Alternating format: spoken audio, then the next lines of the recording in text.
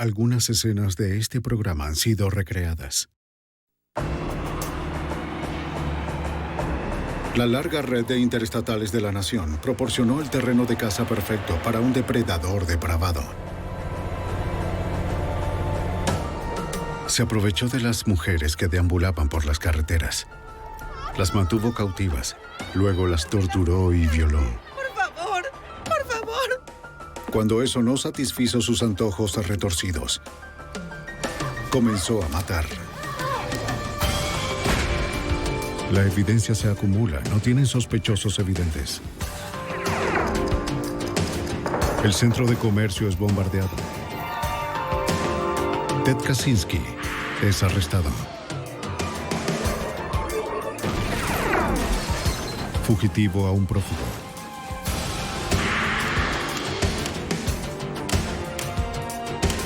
Los archivos del FBI. Un violador en serie atacó a mujeres desprevenidas en todo el país. Era solo cuestión de tiempo hasta que sus oscuros impulsos se descontrolaran y lo condujeran al asesinato. Siguió un camino tan aleatorio que era imposible de rastrear, y todo lo que lo vinculaba a sus crímenes era su acceso a las carreteras y un extraño fetiche sexual. Soy Jim Castron, exdirector del FBI en Nueva York.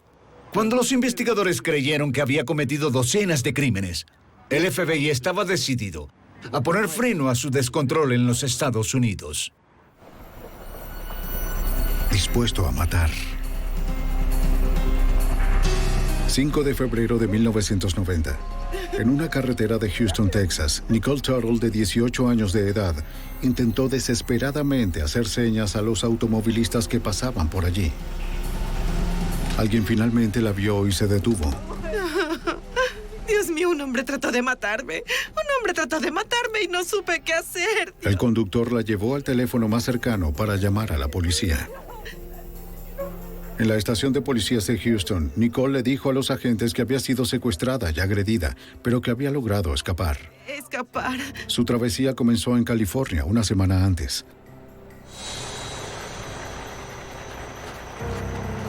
El 29 de enero pidió un aventón de un camionero en una parada de descanso. Dijo que se llamaba Dusty y que se dirigía al este por Arizona. Después de unas horas en la carretera, se quedó dormida en el compartimiento trasero del camión. ¡Basta! Que eso era exactamente lo que estaba esperando.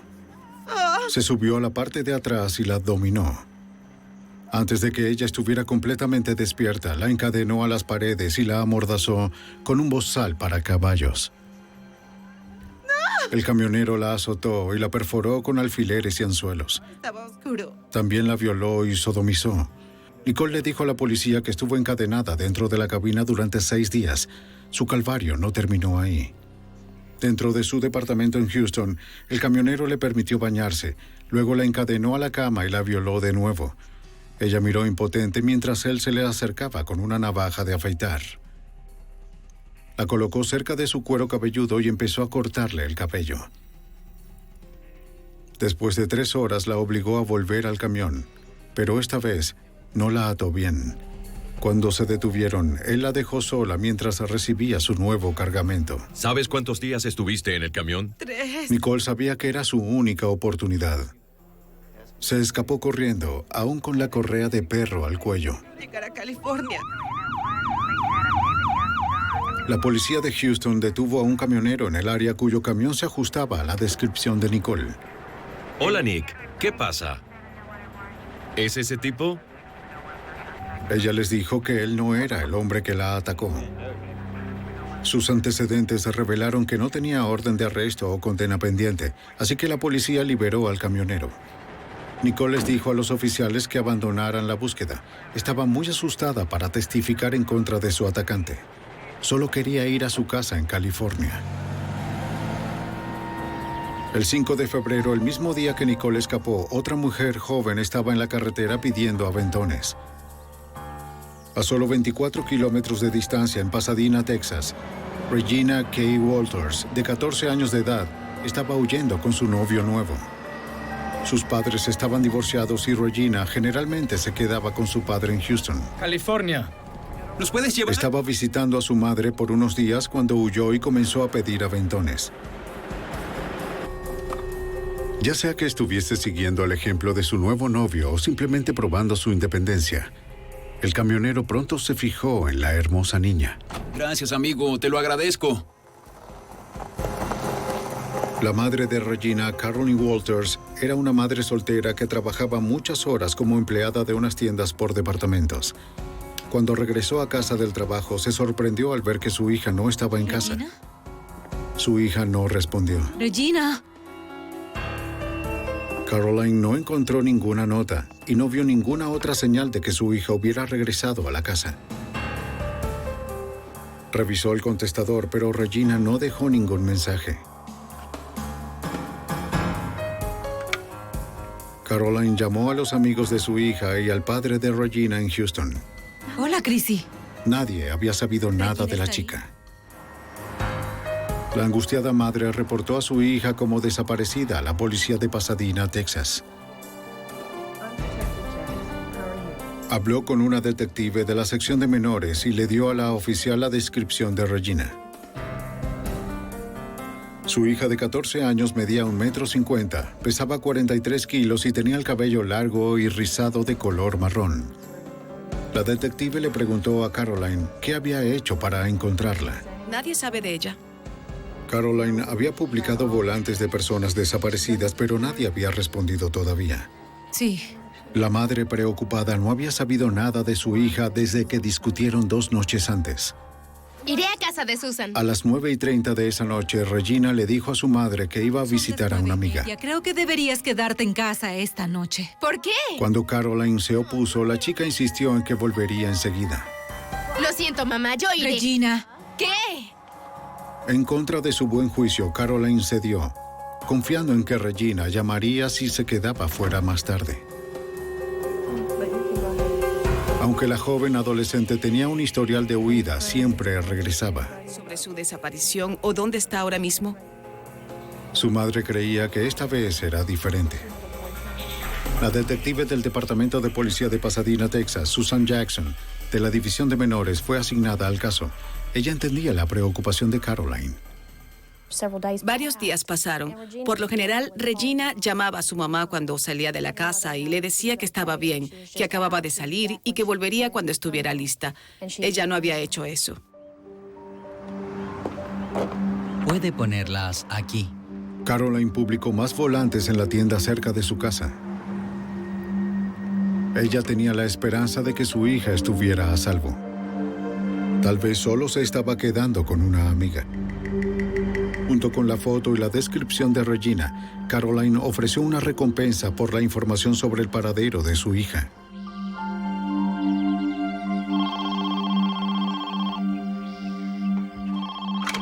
Cinco días después de la desaparición de Regina, Caroline recibió una llamada telefónica. ¿Regina?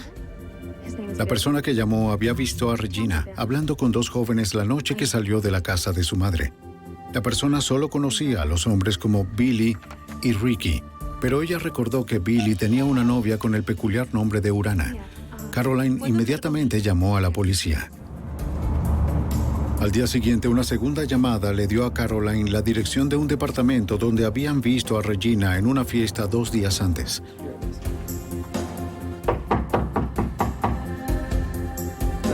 Cuando llegó la policía, nadie respondió. El gerente les dijo que el departamento fue alquilado a un hombre llamado Billy Wayne Gibbs. A la mañana siguiente, la detective les contó a sus colegas sobre el caso. Ella mencionó que estaba buscando a Gibbs en relación con la desaparición de Regina. También estaba buscando a los otros 2, una mujer llamada Urana y un hombre llamado Ricky. Ella no sabía sus apellidos, Esa es la chica desaparecida. pero para su sorpresa, los oficiales sí. Billy Wayne Gibbs tenía una novia llamada Urana Sweet y un amigo llamado Ricky Lee Jones. Los 3 eran buscados en relación con un robo de auto. Enviaron unidades al departamento de Gibbs para esperar su regreso. Los agentes patrullaban las carreteras cercanas. Después de varias horas de vigilancia, detuvieron a Gibbs, de 17 años, y a su novia Urana cerca del departamento. La policía esposó a la joven pareja y los llevó a la comisaría para interrogarlos.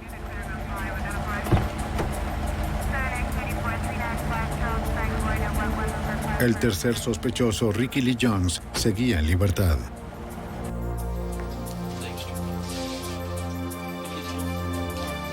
El oficial que lo arrestó le preguntó a Gibbs si había visto a Regina o a Ricky Lee Jones.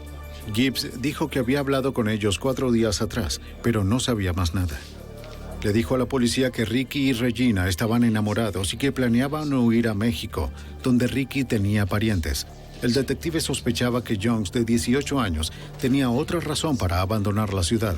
Si lo atrapaban con Regina, podría ser acusado de contribuir a la corrupción de una menor. Regina tenía 14 años y obviamente eran novios en ese momento. Cuando vieron los volantes que la madre había dejado fuera con la recompensa por su ubicación, decidieron que sería mejor que abandonaran el área para que no los atraparan. Y fue entonces cuando decidieron irse pidiendo aventones a México. El detective se enteró de que Ricky Lee Jones estaba en libertad condicional por robo. Huir de la jurisdicción era una violación a la libertad condicional, así que emitió una orden de arresto en su contra. También introdujo la descripción de Regina en el NCIC, el Centro Nacional de Información sobre el Crimen, una base de datos que enumera tanto a las víctimas como a los criminales en todo el país. Si Regina fuera localizada por cualquier departamento de policía del país, se notificaría a la policía de Pasadena, Texas. Hasta entonces, sin dirección o vehículo conocido, sería difícil encontrarlos.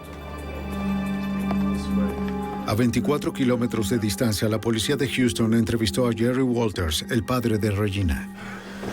Les dijo que el 17 de marzo por la noche había recibido una llamada inquietante al teléfono de su casa, número que no figuraba en la guía.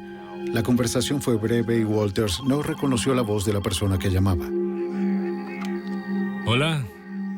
El hombre le preguntó si él era el padre de Regina.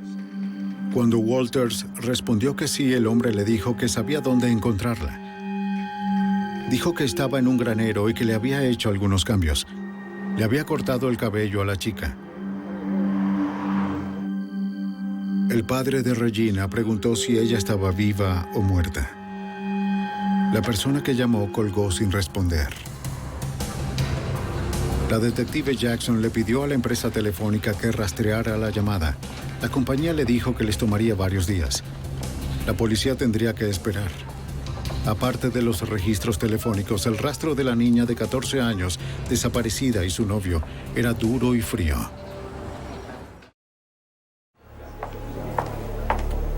En marzo de 1990, la detective Susan Jackson, de la policía de Pasadena, Texas, continuó la búsqueda de Regina K. Walters, de 14 años.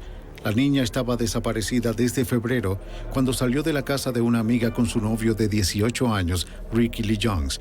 La única pista de la detective era una llamada anónima hecha al padre de Regina el 17 de marzo.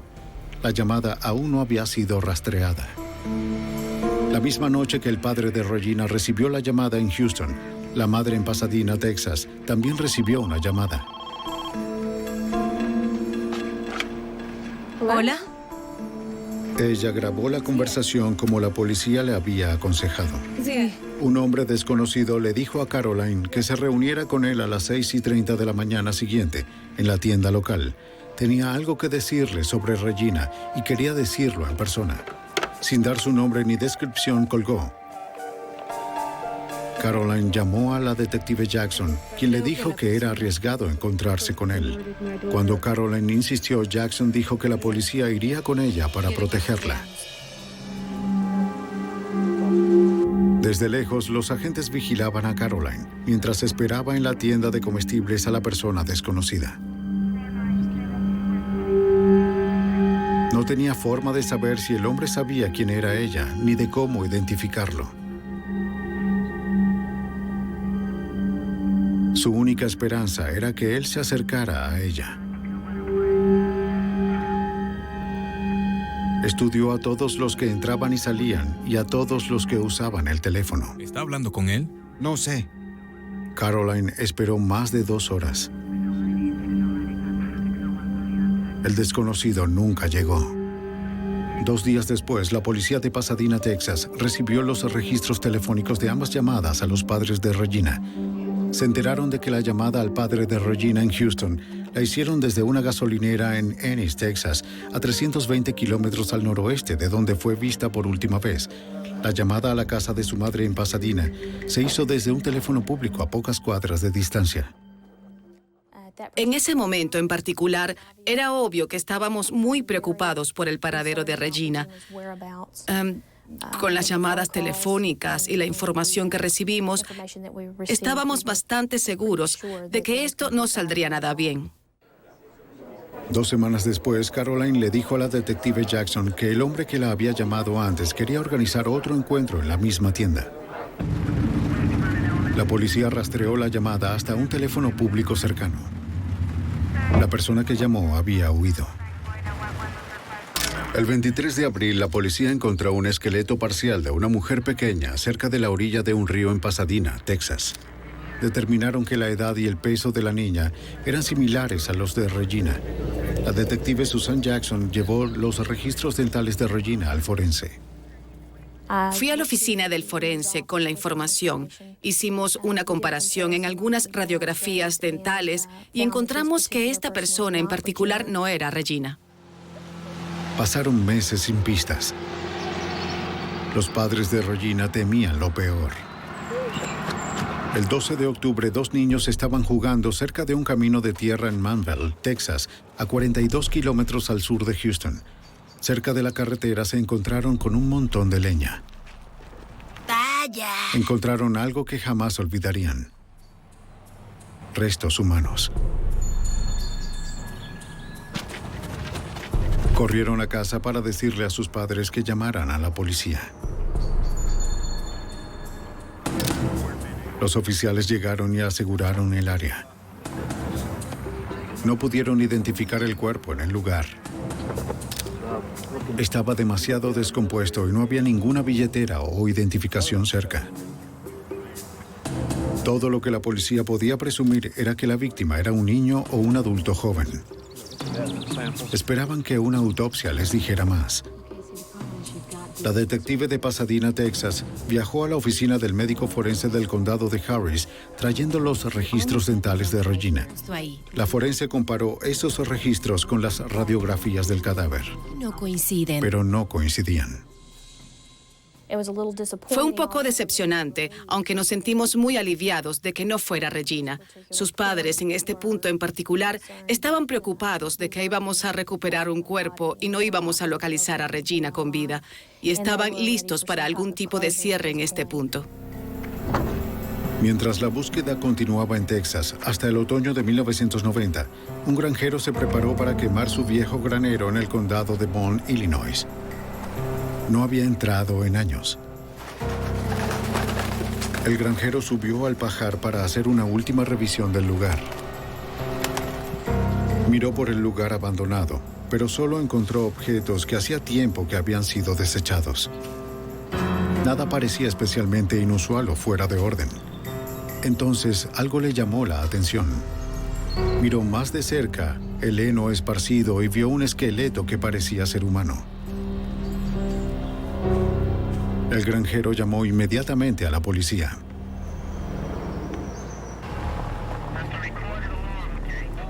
En octubre de 1990, mientras la detective Jackson buscaba en Texas a Regina K. Walters, de 14 años, se encontró un cuerpo descompuesto en el pajar de un establo abandonado en el condado de Bond, Illinois. El agente Mike Shealy, de la Policía Estatal de Illinois, acudió a la escena. Recibí una llamada de la oficina local del alguacil del condado de Bond, Illinois, y me informaron que habían encontrado un cuerpo en un lugar rural cerca de la Interestatal 70, que es una de las principales que viajan a través del condado. Los técnicos de la escena del crimen llevaron a cabo una búsqueda minuciosa en el granero. No se encontró ropa en o cerca del cuerpo. No había billetera y ninguna identificación. Encontraron un solo hilo blanco cerca de los huesos que parecía demasiado nuevo para haber estado en el viejo granero por mucho tiempo. La policía fotografió los restos desde varios ángulos. Encontraron alambre que coincide con el que estaba alrededor del cuello del cadáver. Quedaba algo de cabello en la cabeza. Debido a que el cráneo era tan pequeño, la policía creía que la víctima era probablemente un niño. La gente de la cercana Greenville no había visto un asesinato en 10 años. El anonimato de este crimen era especialmente preocupante. La policía no tenía forma de saber si la víctima era de la zona o si fue arrojada allí por alguien que pasaba por la cercana Interestatal 70.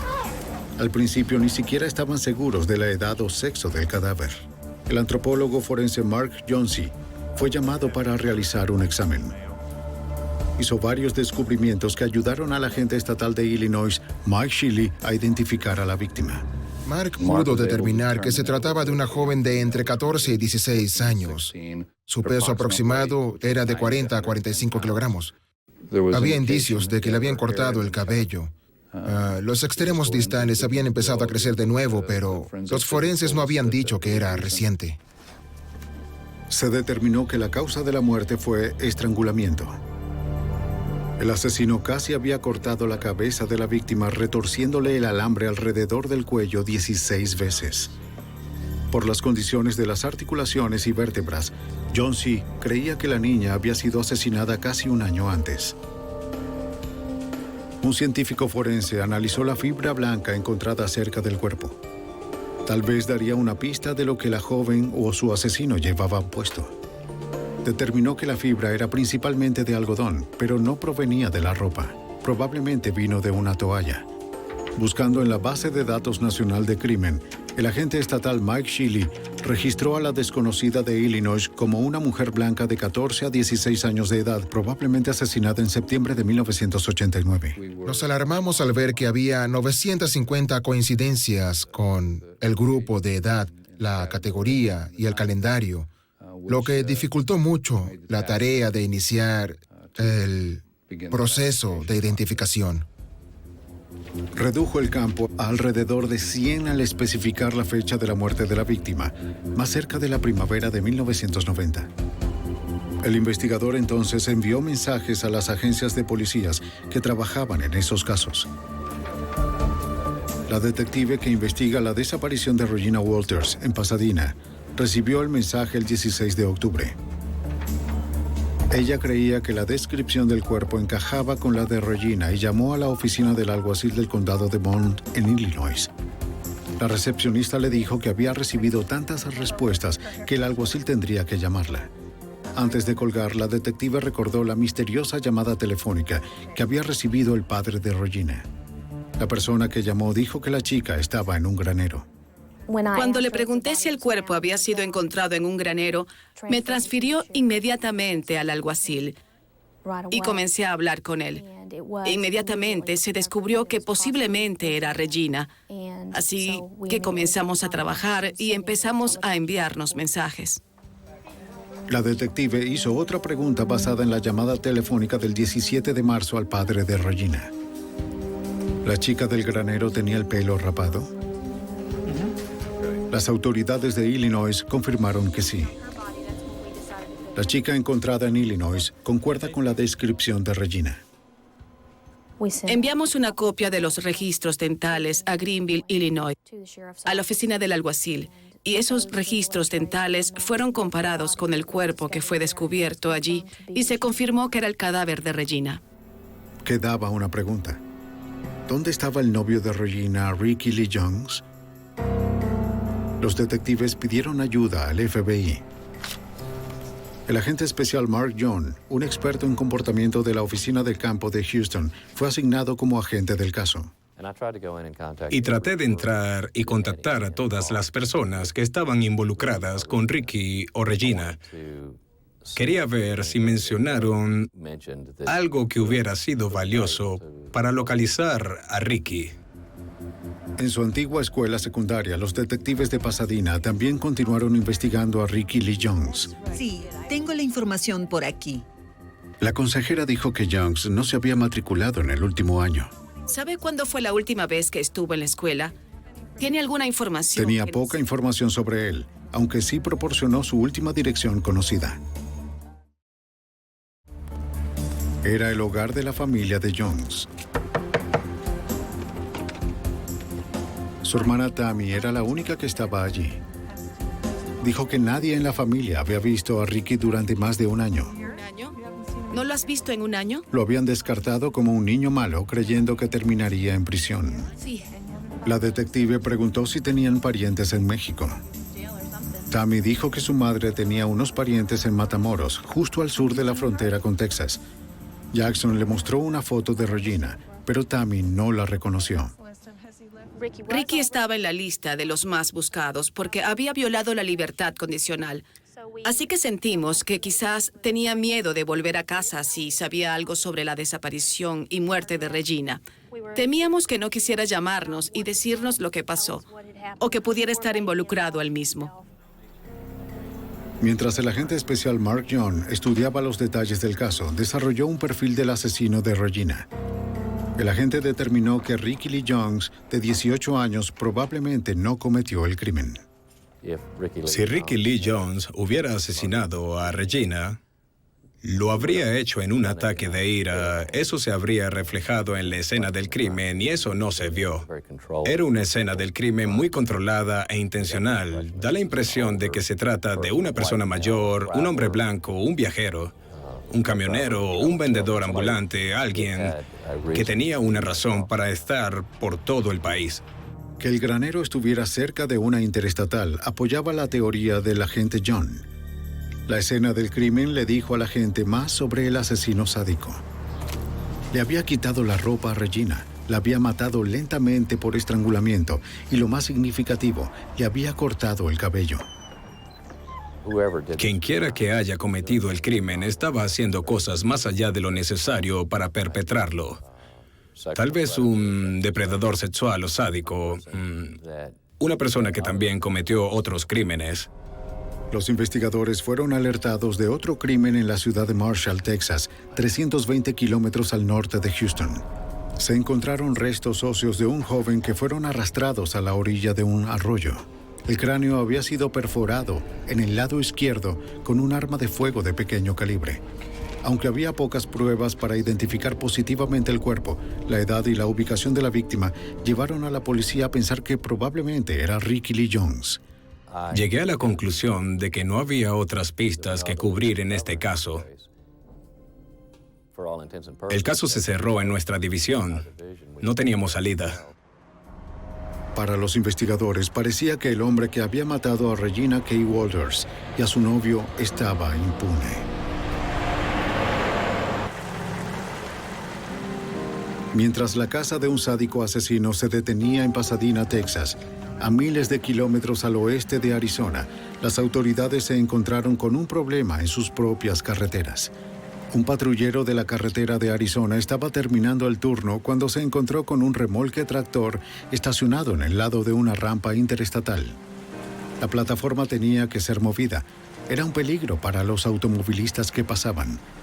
Se dio cuenta de que las luces estaban encendidas y que el motor seguía en marcha. ¡Atrás, amigo, atrás! ¡Retrocede! El oficial Michael Miller vio que un hombre salía del vehículo y puso las manos a un costado del camión.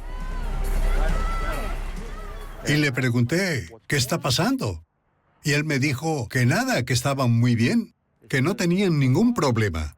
Ah, pero tenía un arma en su bolsillo trasero.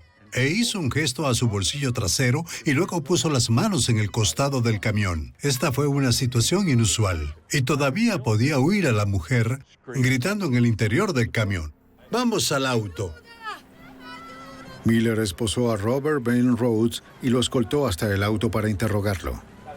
Dijo que estaba bien, que estaban juntos en una situación consensuada. Pero yo no sabía si los gritos que venían de la mujer eran porque estaba asustada o sorprendida, pero yo iba a averiguar qué estaba pasando. Con las manos de Rhodes esposadas en la espalda, Miller le puso el cinturón de seguridad. El oficial regresó al camión para ver cómo estaba la mujer. La encontré esposada a la pared por sus muñecas y tobillos. ¿Está bien? ¿Está bien? El patrullero le aseguró que ya no estaba en peligro. Señora, ¿se encuentra bien? Le dije, señora, Va a tener que quedarse aquí hasta que pueda conseguir ayuda, porque esto es un crimen y una escena del crimen y unos detectives tienen que ver esto. Le dije que mantuviera la calma, que el hombre no iba a molestarla de nuevo. Quédese tranquila. Dejé el camión y volví a la patrulla. Miller regresó justo a tiempo. Rhodes había puesto las manos esposadas frente a él y liberado el cinturón de seguridad. Estaba por abrir la puerta del auto. El oficial lo esposó rápidamente. No hay una parada de rutina en la carretera que no importa lo que te encuentres ahí fuera. Nunca sabes con quién estás lidiando y me dio escalofríos saber que este hombre, por muy cruel que fuera, pudo haberme matado y a la chica al mismo tiempo y seguir su camino. La policía de la ciudad de Casa Grande llegó a la escena. Liberaron a la mujer y la llevaron a ella y a Rhodes a la estación de policía para interrogarlos más a fondo. Dentro del camión encontraron una horrible variedad de herramientas de tortura, cadenas que se unían a anillos soldados a la parte trasera del compartimiento para dormir, anzuelos, toallas ensangrentadas, un bozal para caballos y un maletín lleno de implementos sexuales. También encontraron una cámara en el maletín, junto con varios cabellos que no pertenecían a la mujer encontrada en el camión. El detective de la policía de Casa Grande, Rick Banhart, dirigió la investigación. Robert Rhodes tenía lo que se llama un kit de violación en su camión. Tenía toda una parafernalia. Varas largas con accesorios donde dibujaba y descuartizaba a sus víctimas. Tenía látigos y con esa información supe que Robert Rhodes era un depredador. Al norte de Phoenix. La mujer que estaba encadenada en el camión de Rhodes era Kathleen Vine, de 27 años. Le dijo a los detectives que la habían recogido una hora antes en la parada de camiones de Rip Griffin, al norte de Phoenix. Trataba de violarme. ¡Ayuda! Cuando se quedó dormida en el compartimento para dormir, el camionero volvió a subir, la atacó y la encadenó a las paredes. El hombre le dijo que su nombre era Látigos y Cadenas y que había estado haciendo eso por 15 años. La policía fotografió sus heridas, las quemaduras de las muñecas por las esposas y los moretones por los golpes. Intentó luchar contra su atacante, pero sus manos estaban encadenadas. Todo lo que pudo hacer para defenderse fue morderlo. Ella logró lesionar su hombro izquierdo lo suficiente como para distraerlo de que la violara. Kathleen accedió a presentar cargos por asalto y secuestro, pero el detective Banhart creyó que podría ser problemática para la fiscalía. Mi entrevista con Kathleen fue un poco extraña. Hablaba de esta realidad, de este terrible asalto que sufrió, y luego de vez en cuando volvía a una historia sobre su viaje para ir a ver al presidente. Me dijo que quería darle un microchip al presidente y me habló de la prisión subterránea, de la que nadie escapa. Y todo ese tiempo estaba triste porque necesitaba que Kathleen contara una historia coherente sobre el terrible episodio del que fue objeto. El detective le pidió a Robert Bean Rhodes su versión de los hechos. Rhodes dijo que Kathleen estaba loca y la describió como una mujer del camino, un término de un camionero para una mujer que cambia sexo por paseos. Afirmó que ella se lo pidió y que le gustaba duro, aunque en realidad nunca tuvieron relaciones sexuales. Se negó a dar detalles sobre lo que había ocurrido en el compartimento dormitorio del camión. Habló sobre el tema sin admitir ningún crimen. ¿Puede quitarse la ropa, por favor? La policía fotografió la herida de Rhodes. Parecía una mordedura en su hombro izquierdo, justo cuando Kathleen se había dado cuenta. Rhodes afirmó que sufrió la lesión mientras cargaba su camión, pero el detective Banhart creyó la historia de Kathleen. Dijo que trató de morderle la garganta, pero él se movió y lo mordió en el hombro izquierdo. Y tenemos la foto de la marca de la mordida y su historia. Corroboró completamente lo que pasó en la cabina dormitorio. Los fiscales locales arrestaron a Robert Ben Rhodes y lo detuvieron por agresión, ataque sexual y secuestro. Pero la única testigo, Kathleen Vine, sufría de delirios paranoicos. Para mantenerlo tras las rejas, necesitaban testigos adicionales. La afirmación de Kathleen de que Rhodes había estado secuestrando mujeres durante más de 15 años persiguió al detective Banhart. Ingresó el nombre de Rhodes en el NCIC en caso de que otras agencias hubieran reportado crímenes similares. Mientras el detective seguía el caso, apareció en los titulares de todo el suroeste. Un oficial de la policía de Houston estaba entre los que leyeron sobre ello. El camionero detenido en Arizona sonaba como el mismo hombre que fue detenido en las afueras de Houston a principios de año. La policía sospechó que Rhodes había mantenido cautiva a una mujer en su camión durante 6 días, violándola y torturándola hasta que finalmente escapó. No pudieron presentar cargos, ya que la mujer no pudo identificarlo. El sargento Bomar de la policía de Houston describió el caso al detective Banhart. Fui contactado por el sargento Bomar. Él tenía el caso de la joven que escapó. Estaba seguro de que Robert Rhodes era al menos un violador en serie. Sospechaba que podría ser un asesino también. Como Rhodes había cruzado las fronteras estatales desde su último crimen, el detective Banhart se puso en contacto con el FBI para pedir ayuda. Esperaba que con el apoyo del FBI pudiera reunir suficientes pruebas de los delitos sexuales en serie del camionero para construir un caso que se mantuviera. El agente especial Bob Lee, de la oficina del FBI en Houston, sabía que el lugar para empezar estaba en el apartamento de Rhodes en Houston. Habló con la casera de Rhodes. Ella había revisado el departamento después del arresto del camionero y se horrorizó al encontrar herramientas de tortura ensangrentadas. Basándose en su declaración, el agente Lee consiguió una orden para registrar el lugar. Sabemos que los violadores en serie a menudo guardan recuerdos de sus víctimas, ya sea una pieza de ropa o una joya o lo que sea. Cuando encontramos parafernalia de tortura. Encontramos cadenas, esposas, un estante al que alguien podría estar atado y muchas joyas de mujer. Los agentes y la policía de Houston también encontraron toallas blancas ensangrentadas, ropa de mujer y montones de fotografías. Las instantáneas mostraban a algunas mujeres con el cabello rapado, con varios grados de desnudez, atadas y con moretones. Se parece a ella. Los investigadores creían que Rhodes tomó las fotos como recuerdo de sus crímenes para revivir el terror de sus víctimas. Aunque los agentes tenían ahora pruebas de que él era probablemente un violador en serie, no pudieron identificar a ninguna de las víctimas a partir de las fotos. Sin testigos adicionales, el caso en Arizona aún era débil. La única testigo de la fiscalía, Kathleen Vine, era cuestionable. Un juicio sería una disputa de él dijo, ella dijo, y una mujer perturbada podría no convencer al jurado. Para diciembre de 1990, lo mejor que podían hacer los fiscales de Arizona era ofrecer a Rhodes un trato de 6 años, incluyendo el tiempo cumplido y la opción de reinserción laboral, si se declaraba culpable de los cargos contra Vine. Su abogado aceptó.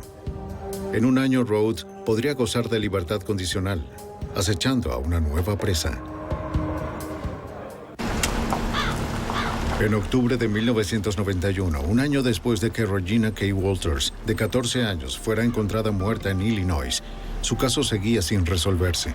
El agente especial Mark Young, un analista del FBI, predijo que el asesino era probablemente un camionero o vendedor ambulante con delitos sexuales previos. Su comportamiento característico era cortarle el cabello a su víctima. Young habló con las autoridades locales con la esperanza de que tuvieran casos abiertos que pudieran coincidir con el perfil. Un día, Bob Lee, que era agente del FBI en el Escuadrón de Crímenes Violentos, me escuchó hablando por teléfono con un oficial de policía y dijo que tuvo un caso en el que trabajó hacía unos meses, donde un camionero secuestró a una joven y le rapó el pelo de la cabeza. El nombre de la víctima era Nicole Tuttle. También había sido violada repetidamente y había escapado el día en que Regina Walters y Ricky Lee Jones fueron vistos por última vez con vida el lunes 5 de febrero de 1990. Ese mismo día, la policía de Houston había detenido a un camionero llamado Robert Ben Rhodes, que encajaba con la descripción de Nicole sobre su atacante. En ese momento les dijo a los oficiales que era el hombre equivocado. El agente especial Bob Lee, de la oficina del FBI en Houston, recordó que Nicole cambió más tarde su historia en el hospital donde fue tratada por sus heridas.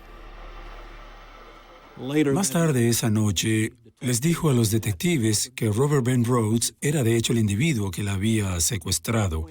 Cuando se le preguntó si quería presentar cargos, le dijo al oficial de policía que todo lo que quería hacer era irse a casa. Lee también le dijo al agente John que Nicole no era la única víctima del camionero.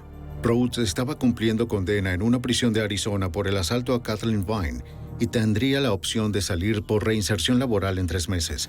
El agente describió entonces el registro de la residencia del camionero. Y él dijo que habían encontrado algunas fotos en su departamento, algunas de sus propias fotos, con alguien de pelo corto que al parecer estaba en un granero. Las escalofriantes fotos retrataban a una joven en diferentes lugares con una variedad de trajes seductores. En el granero llevaba un vestido negro protegiéndose de la cámara de Rhodes. Cuando vi esas fotos, dije, esa es Regina Walters. Para poder verificar eso, fui con la familia y obtuve varias de sus fotos y había rasgos faciales y marcas exactamente como las fotos que Rhodes tomó. El FBI comenzó a construir un caso de secuestro y asesinato contra Robert Ben Rhodes. Revisaron las pruebas en el departamento de Rhodes y encontraron más fotos de Regina. También encontraron varios artículos de ropa femenina, incluyendo un vestido negro, que los examinadores del laboratorio confirmaron que era el vestido que Regina llevaba en las fotos. El agente estatal de Illinois, Max Shealy, fue notificado. Envió las pruebas encontradas en el granero de Greenfield al laboratorio del FBI en Houston. Los examinadores del laboratorio descubrieron que la fibra de algodón recuperada en Illinois era consistente con las toallas ensangrentadas encontradas en el departamento de Rhodes en Houston. Pero los resultados no fueron concluyentes, ya que ese tipo de toalla era muy común. El detective Jackson de Pasadena, Texas, se reunió con los agentes Shealy, John y Lee en la oficina del FBI en Houston para discutir lo que necesitaban para una acusación sólida contra Rhodes por el asesinato de Regina y las otras víctimas anónimas. Con Rhodes acercándose a la fecha de liberación, el agente estatal de Illinois, Mike Shealy, sabía que iban contra reloj. Era candidato para libertad condicional y en realidad tenía la opción de trabajar fuera de la prisión, casi en un sistema de libertad condicional, así que estábamos bajo presión para que lo acusaran y lo arrestaran por los cargos que se le imputaban. Siéntate aquí. De acuerdo. Los agentes entrevistaron al antiguo empleador de Rhodes en Houston, Mike Eggleton. De uno de sus empleados. El dueño de la empresa de camiones no se sorprendió al verlo. Eggleton había sido interrogado por las autoridades anteriormente. Hace unos años, la policía local sospechó que el camionero había agredido a una mujer en la parte trasera de su camión, pero nunca se presentaron cargos formales. El camión que Rhodes había conducido lo habían vendido, pero Eggleton proporcionó su número de identificación de vehículo, así como los registros de transporte y los recibos de combustible de Rhodes. Mientras los agentes esperaban a que se encontrara el número de identificación del camión, se armó una cronología de los viajes de Rhodes. Los agentes encontraron recibos de combustible de una gasolinera en Ennis, Texas, el 17 de marzo de 1990, en el mismo lugar y fecha en el que se hizo la llamada al padre de Regina, Jerry Walters. Varias de las llamadas locales a la madre de Regina, Caroline, también coincidieron con la estadía de Rhodes en Houston. Se mantuvo una pregunta sobre las llamadas. El asesino podría haber obtenido fácilmente el número de Caroline, de los volantes de personas desaparecidas en la ciudad, pero ¿cómo había conseguido el número de casa de Jerry Walters, que no estaba en la guía? El agente John encontró la respuesta en las pruebas almacenadas en Arizona.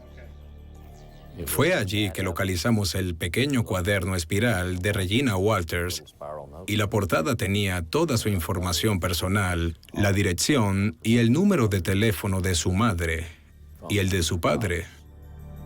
Cuando John volteó el cuaderno, encontró algo aún más inquietante. Un mensaje que creía había sido escrito por el propio Rhodes. Un cuchillo y una pistola fueron dibujados sobre una frase que parecía tener sangre goteando de sus letras. La frase decía, Ricky es hombre muerto. Solo una prueba de ADN confirmaría si los restos parciales del joven encontrado en el sureste de Texas eran de Rick Lee Jones. Desafortunadamente, los investigadores carecían de una fuente conocida de ADN de Jones para realizar una comparación.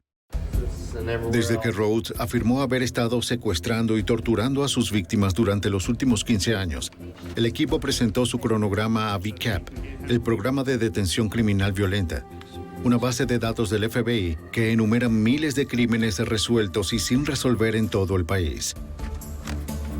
A pesar de la información limitada y las lagunas en la línea de tiempo, la detective Jackson no se sorprendió cuando el sistema devolvió más de 50 posibles coincidencias con casos abiertos de homicidio y personas desaparecidas.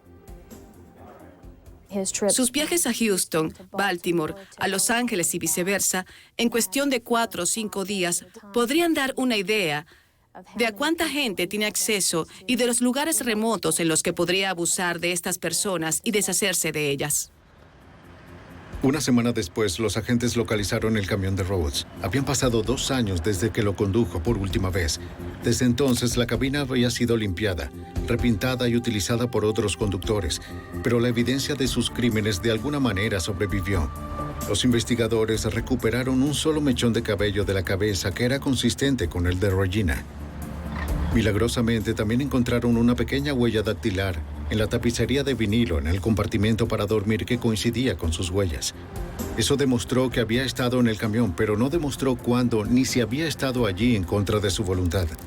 En enero de 1992, casi 2 años después de la desaparición de Regina, los investigadores determinaron que las pruebas no eran lo suficientemente decisivas para probar el secuestro interestatal. Abandonaron el caso federal. A una semana de la audiencia de libertad condicional de Rhodes, los investigadores convencieron al fiscal del condado de Bond para que presentara cargos en Illinois por asesinato capital. Sabían que las pruebas eran circunstanciales, pero siguieron adelante. Temía que pudiera escapar y también creo que, debido al hacinamiento en los sistemas penitenciarios y ese tipo de cosas, podría ser puesto en libertad.